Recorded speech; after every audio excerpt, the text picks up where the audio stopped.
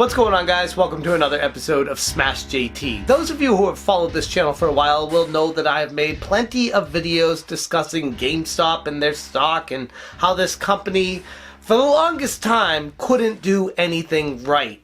And then I'd say about 6 to 8 months ago, I made a video saying why I'm buying stock in GameStop in 2020. I felt like this had bottomed. I was wrong, but not by much. It fell a little bit more after that, but then since it fell to its low of about $3 or so USD, it's gone all the way up to 14 and change, and now it's hovering around the $11 and $12 mark. GameStop stock has been quite the wild roller coaster ride this year, and it's about to get even crazier.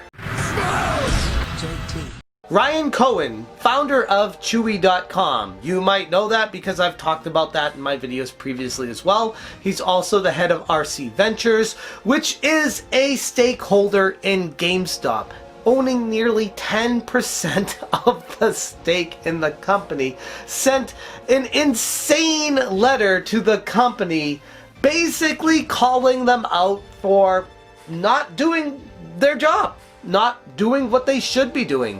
In fact, doing the complete opposite, running their company into the ground for the better part of the past decade. And in this letter, he, I would say, insinuates a threat that if they don't get their ass in gear and actually do something to turn this company around, he actually might be thinking about taking over the company himself. Yes, this is all conjecture, and I am assuming it based off of what I read in this letter, but it's very fascinating to go through this, we'll say, 3 pages of calling out GameStop. He marks 3 important points at the beginning. The gaming industry is experiencing explosive growth. GameStop is not. GameStop has valuable assets, including a strong brand and 55 million Power-Up members, and not doing anything with that. And despite GameStop losing substantial market share to forward-looking competitors, the company can still emerge as a market leader if they start capturing growth opportunities and turning things around, which they're not. The stock is up based off of Ryan Cohen taking a near 10% stake, based off of Michael Burry taking a large stake, and based off of the new console cycle starting right now. It's just everything coming together, the perfect storm for GameStop's stock to start rising. But they're not really doing anything big to change anything, and what Ryan is saying in this letter is, if you just follow down the same path you've done before, your stock will peak and then it will proceed to crash once again. Ryan Cohen wants GameStop to get into esports, wants them to get into digital game sales, wants them to get into the more electronic version, the digital version of gaming that is passing GameStop by every second that passes. In this letter, he goes on to say that GameStop's challenges stem from internal intransigence and an unwillingness to rapidly embrace the digital economy. Ryan wants them to become a far more digital version of what they are. That means closing even more stores, which last time I checked, when they were closing the stores, everyone was saying, oh, GameStop must be going bankrupt. They're closing a lot of the stores. And I said, I made a video on that too, and saying, no, it's actually a good thing they're closing those stores because they're not profitable. Ryan wants them to close even more of those stores that are not profitable, especially during this pandemic where it's accelerated the growth of electronic gaming and esports and all these digital downloads, and GameStop is still holding on to all these stores. Unfortunately, it is evident to us that GameStop currently lacks the mindset, resources, and plan needed to become a dominant sector player.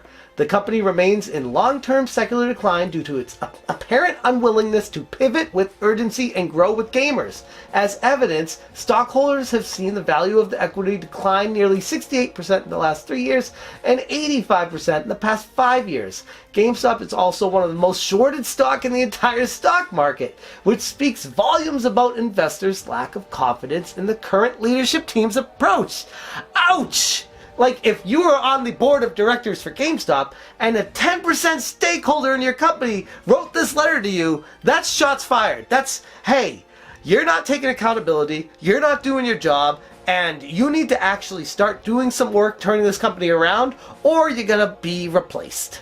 It is equally important to stress that GameStop has failed to adequately keep pace with key industry developments in recent years, including the transition from physical hardware to digital streaming, the explosion of mobile, and the shift to purchasing from mass retailers and other online competitors.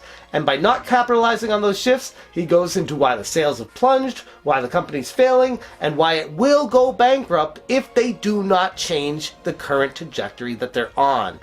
He even underlines GameStop's leadership must promptly pivot from a brick and mortar mindset to a technology-driven vision.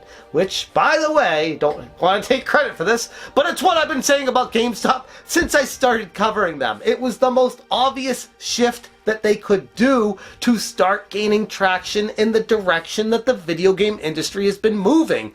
And they failed to do that because they were so used to what worked for them in the past. If GameStop takes the practical steps to cut its excessive real estate costs and hire the right talent, it will have the resources to begin building a powerful e-commerce platform that provides competitive pricing, broad gaming selection, fast shipping, and truly high-touch experience that excites and delights customers. Which is, by the way, if you are familiar with Chewy, the same type of verbiage that Chewy.com used when it got their mission statement started and exciting their customers.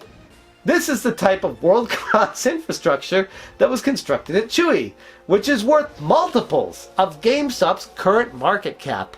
Another shots fired situation. Chewy just started a few years ago, and it's already worth far more than GameStop because they haven't adjusted to the times. And yeah, you can say, oh, Chewy's dog food, but it's not. It's e-commerce, something that GameStop needs to figure out, and they have not been taking steps to do so. And Ryan is at the point of no return right now, writing this letter with his lawyer saying, hey guys, if you don't do something, either you're going to go bankrupt or you're going to lose your job anyways. So figure it out. This is, yes, putting a gun to their head scenario. The company's average lease duration is approximately 24 months. Now is the time to identify duplicative, underperforming stores and plan to forego lease renewals. Kind of an obvious step, which they already were taking and already announced that they're planning on taking with more stores next year, which I already covered in another video as well, but most likely he's insinuating that they want even more stores closed than what they had previously planned. Non-core operatives in Europe and Australia can be streamlined and sold in order to reduce losses. Get rid of the overseas stores! Yes, I love it! In addition, near-term increases in cash flow stemming from the console cycle can help finance the future. Now or never. If you do not do it now, you will fail. This is the cash influx they've needed to make the shift, and Ryan is saying you get the money from PlayStation 5, the Xbox Series X, especially with that deal you made with Xbox and their digital sales, which was awesome. Not to mention Nintendo Switch sales going through the roof. Take all that cash and start morphing your business into where gamers are spending their money. It makes sense.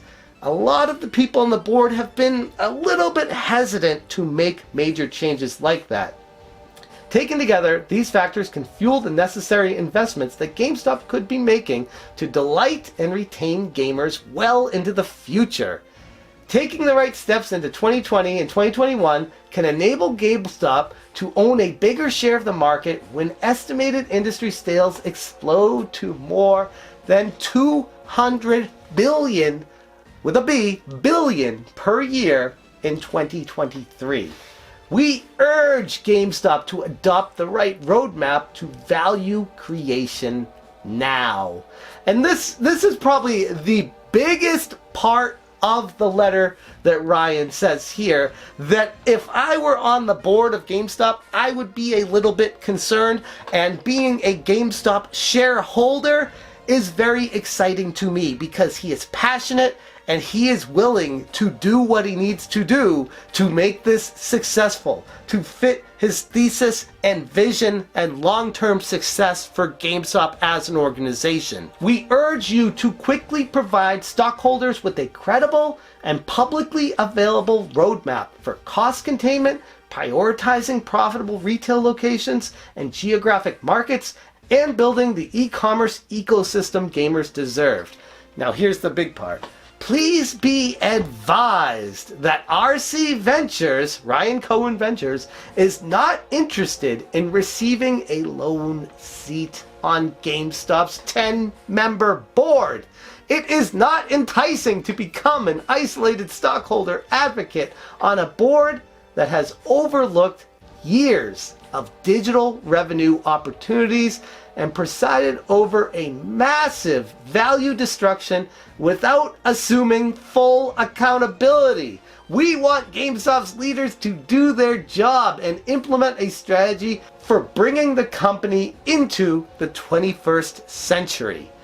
AKA, the way I'm reading that is, if you guys don't do something about this, there's going to be a hostile takeover. I'm going to buy the outstanding shares. I'm going to buy the percentage ownership of GameStop, and I'm going to make the changes necessary to bring this vision to life.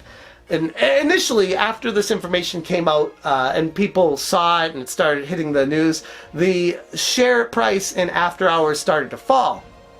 It quickly rebounded, I think, this is more conjecture, after people realized that he's not threatening to leave his stake and sell all his shares. He's threatening to buy the company if they don't move their ass and actually do something, which should excite shareholders. Again, this is all conjecture. This is all just me making some hypothesis, some educated guesses based off of what he says here, that he has passion, that he cares, that he knows if GameStop does what's right and unlocks the true value of what is available inside the gaming universe and with the industry that's growing, expanding rapidly right now, if they actually make the leap into e-commerce like he's been banging that drum since he took a stake in GameStop, then eventually it will be worth a hell of a lot more than what it's at right now, which is, like I said, hovering between the $10 and $14 of a share price over the past month or so. This could be huge if all goes to plan. That's how I feel about this whole Ryan Cohen letter. Interested to hear what you guys have to say about it and how you take this information. Do you feel like GameStop should go e-commerce related? Do you think they're hopeless no matter what happens? Let me know in the comments below. Thank you so much for watching. If you're new to the channel, hit the subscribe, bell for notifications. Thank you so much for watching, and as always, you stay smashing. Smash,